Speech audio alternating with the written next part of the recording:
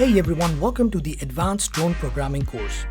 After the great success of our drone programming course, we bring you the advanced version of it that will teach you face following, body following, gesture control, and a lot more. The course is split into 4 parts. In the first part, we will look at the basics of the drone and revise some material from the first course. In the second part, we will look at the advanced face detection that runs at 60 frames per second along with face following. Here you will also learn how to run 3axis PID and how to plot to better tune your PID parameters. Then we will study full and half body detection along with body following. We will also look at how we can detect different body pose and use this information to create a selfie drone.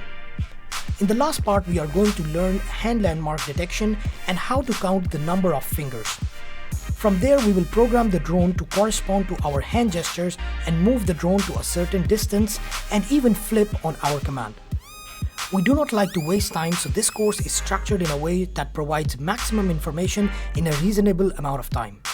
Most courses are too long to complete, but here we have designed it in a way that not only will you finish the complete course, but it will take you only a weekend to finish it with maximum knowledge.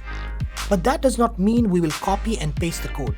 This is a pre-recorded live coding tutorial series that includes mistakes as well.